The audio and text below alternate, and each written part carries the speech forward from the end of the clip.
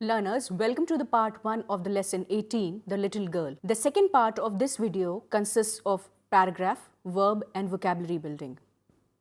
Now learners, coming to the lesson and to the introduction. All fathers love their children, but they have different ways of expressing their love. Some express it openly by saying Papa loves you and words like that. Some ensure that they spend time with their children, either playing with them or helping them with their homework or taking the whole family out for entertainment. Some fathers may not be expressing their love so openly. It may be because of their over-occupation with office work or some other worries and anxieties because of which they become irritable and short-tempered. If this happens, then they may transfer their irritability or anger on family members. Some fathers may be over-strict and therefore do not make any effort to show their love. Little children are very sensitive and innocent. Their simple mind cannot understand complex human psychology and so fail to read the hidden emotions. Little children are very sensitive and innocent. Their simple mind cannot understand complex human psychology and so fail to read the hidden emotions.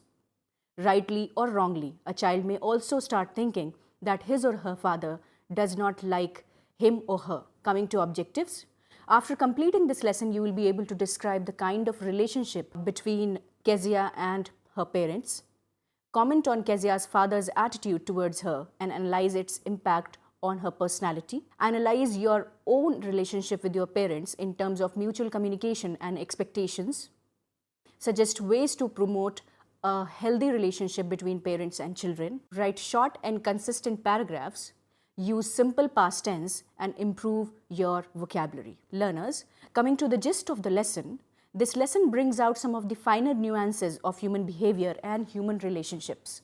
Kezia is a small girl. Her father is a busy man and also a disciplinarian and a perfectionist. He is too busy to realize that he needs to spend time with his child. The child has never seen the softer side of her father. All that she has seen is his anger and shouting. She is mortally scared of him. She even relates to him as a monster who will cut her up with his knife. There is a small instance where she tears up his very important handwritten speech to fill a pincushion with the shreds. When the father comes to know what happened, he is furious and he is full of anger and canes her with a ruler. Kezia is even more scared of her father.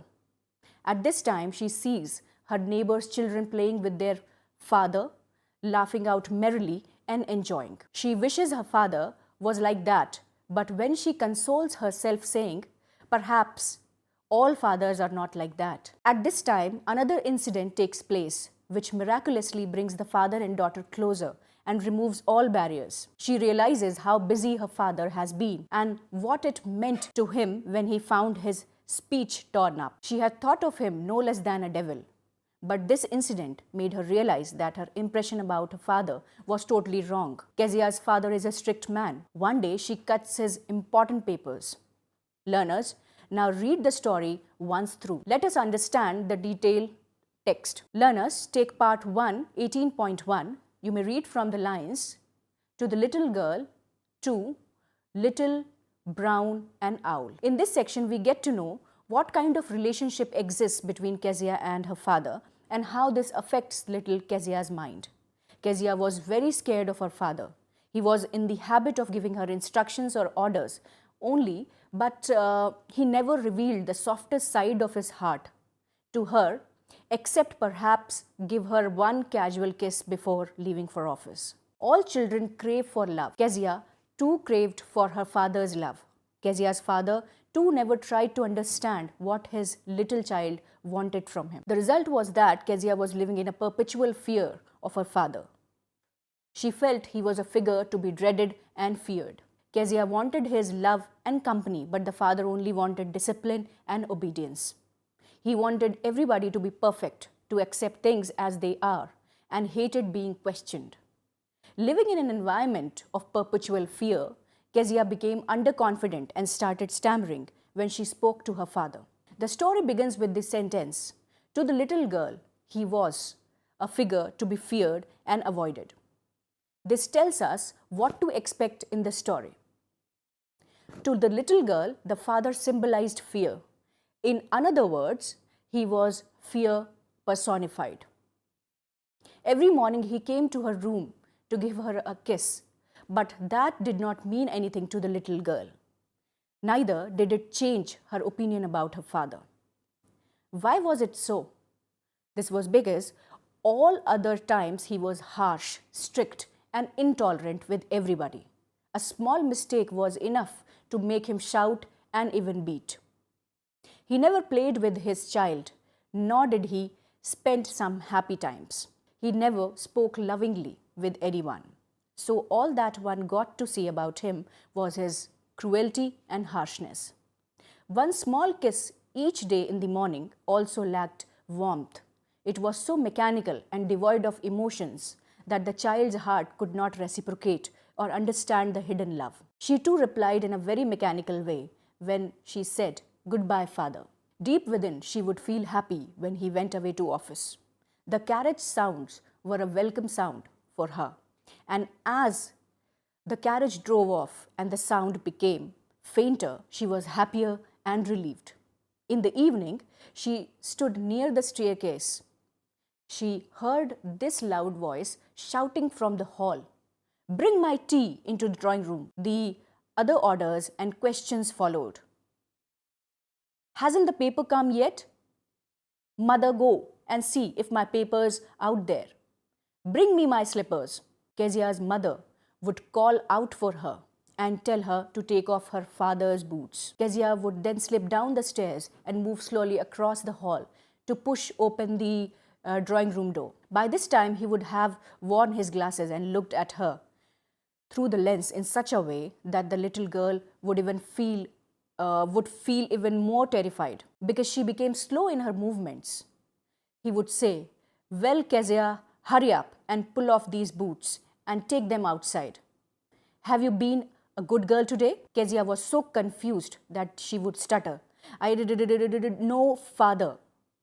That stutter and this stuttering would make him even more angry, and he responded by saying, "You don't know? If you stutter like that, mother will have to take you to the doctor. If you stutter like that, mother will have to take you to the doctor." Kezia too was surprised. She never stuttered with other people. She would speak quite normally with others. It was only when she spoke to her father that the stuttering would begin. Her fear would make her extra conscious of her action and words. He was so unpredictable that one could not say how he would react if one made a mistake. She made an extra effort to say the words properly. Seeing this behavior, he got even more angry and demanded, "What's the matter?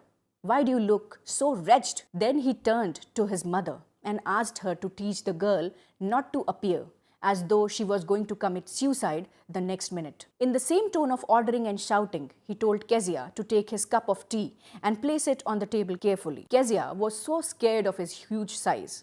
She felt he was so big in size. His hand and neck, especially when he yawned, looked like some monsters. Grandmother was aware of the little child's feelings towards her father.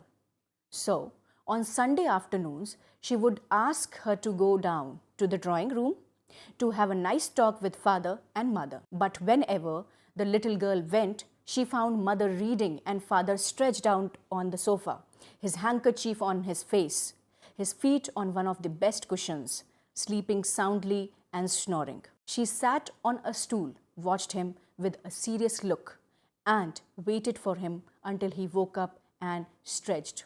He then asked what time it was. He then looked at her and saw the frightened look on her face.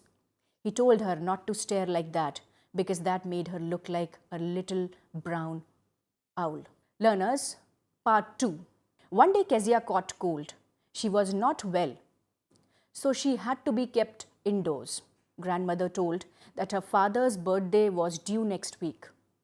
To keep her occupied, she suggested that she would make a nice pincushion for him and give it to him on his birthday. She suggested that she make it out of a beautiful piece of yellow silk. Kezia liked the idea. She was very excited.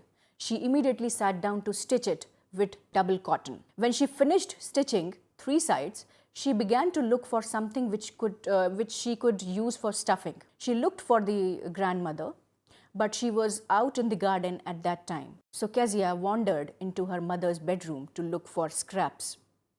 She saw that on the bedside table there were many sheets of paper lying. They were made of fine paper. She collected the sheets and tore them into tiny pieces and stuffed them in her case. After stuffing, she sewed the fourth side too. That night, there was a hue and cry in the house. Father was in a rage. His great speech for the Port Authority could not be found.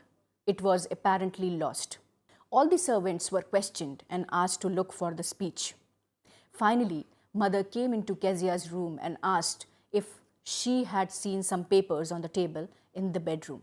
Kezia at once answered that she had seen them, and she also told her that she tore them up for her surprise gift. "What?" screamed Mother and asked her to come down straight into the dining room. The angry mother dragged her down to the room. Father was pacing to and fro with his hands at the back in panic and anger. Mother explained the whole episode. He stopped and stared at the child and said angrily, "Did you do that?" No, Kezia stammered in a whisper. He ordered his wife to go up to Kezia's room and fetch the gift. He also told her to put her to bed instantly, lest he is unable to control his temper. Crying too much to explain, she lay in the dark room, watching the evening light make a sad little pattern on the floor. Everything around her looked sad. By now, Father saw the irretrievable damage that had been done to his speech. He was very angry. He went up to her room with a ruler in his hand. He meant to punish her. A little later, Father came into the room. He had a ruler in his hands. "I'm going to beat you for this," he said. "Oh, no," she screamed and tried to hide under the bedclothes. Father pulled the bedclothes aside and ordered her to sit up and hold out her hands to cane her with the ruler. He wanted to teach her a lesson for life, not to touch things that did not belong to her. "But it was for your birthday," Kezia stammered innocently. Father did not listen to any pleadings but caned her with the ruler on her palms. Later, the grandmother wrapped her in a shawl and rocked her in the rocking chair. Kezia clung to her grandmother tightly. "What did God make fathers for?" she sobbed and asked. Grandmother gave her a clean hanky and asked her to blow her nose in it. She told her, "Go to sleep, pet. You'll forget all about in the morning." I tried to explain to Father, but he was too upset to listen tonight. But Kezia never forgot. She became so fearful of him that she thought each time he saw her, he would beat her with the ruler. So she would quickly put both hands behind her back and her cheeks would go red with fear and anger. It so happened that one day around this time, Kezia happened to peep into the neighbor's house. The McDonald's family lived there. They had 5 children. Looking through a hole in the fence, she saw all of them playing tag in the evening. The father with the baby Mayo on his shoulders, 2 little girls hanging onto his coat pockets, ran round and round the flower beds, shaking with laughter. Once she saw the boys turn the hose on him and tried to catch them laughing all the time. Kezia watched all this with a certain amount of sadness. Why could her father not be like their father? Then she consoled herself by telling herself that perhaps all fathers were different. One day, Mother took ill. Grandmother went along with her to the hospital. Kezia was left alone in the house with Alice, the cook. During daytime, it was not so much of a problem being alone with her. In the evening, while Alice was putting her to bed, she grew suddenly afraid. "What will I do if I have a nightmare?"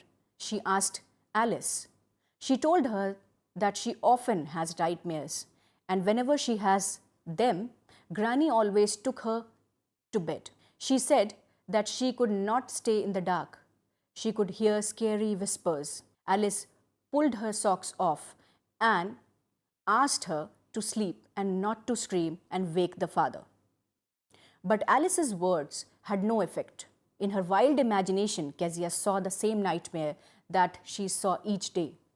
She would often see a butcher coming towards her with a knife and a rope, wearing a dreadful smile. Seeing this nightmare, she instantly froze out of fear.